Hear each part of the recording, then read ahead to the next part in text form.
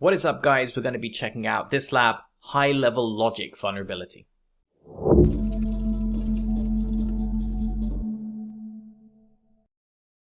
This is another example of a business logic vulnerability. If you've not seen the first part in this business logic vulnerabilities portswigger series, it's recommended to check that out first for an overview of what a business logic vulnerability is.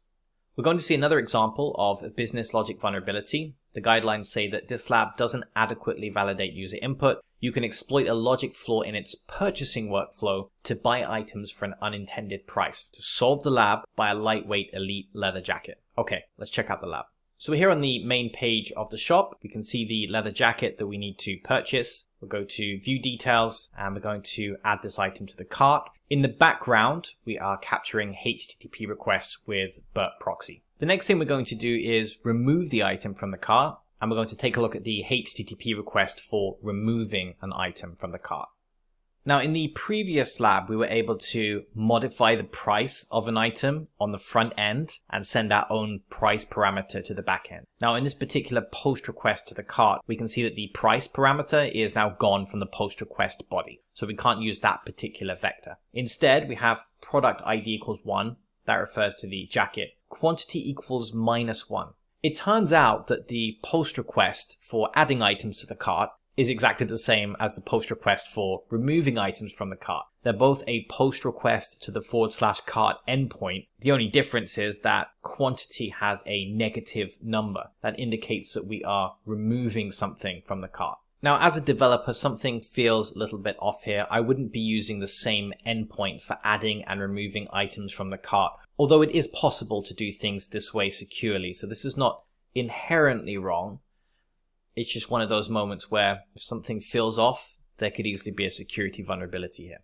What would have to happen on the back end is every time this post request was received with a negative number, the server would need to check whether that item is actually in the cart to begin with. Otherwise, it could end up removing an item from the cart that's not actually in the cart. In fact, let's experiment with that. We'll change product ID equals 2 and remove product ID 2 from the cart, even though it's not in the cart at this moment.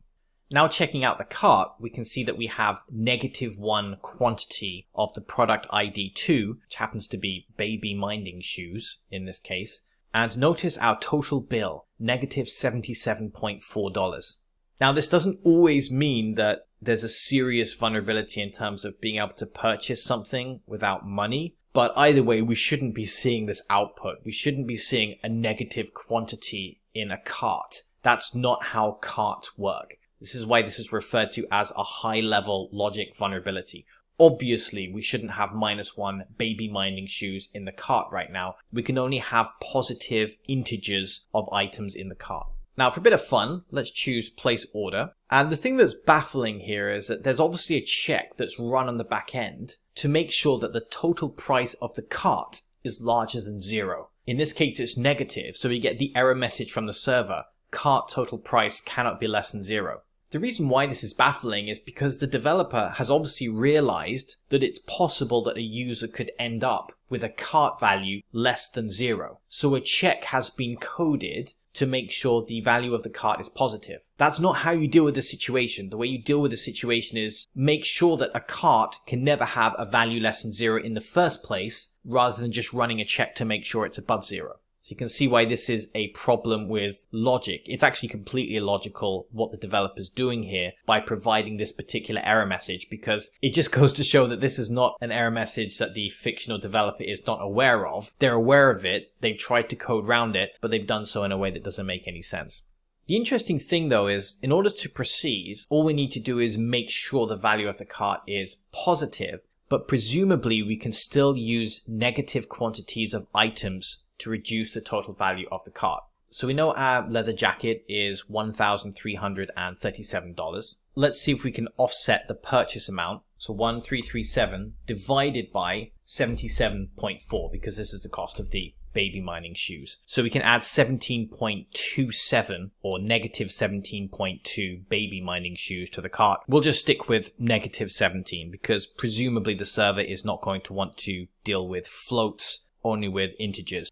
And actually, we already have -1 in the cart. So let's set the quantity parameter to -16. Let's send that to the back end. So looking at the cart now, we have -17 baby minding shoes. Total price is -13.15 US dollars. Now let's add our leather jacket legitimately to the cart.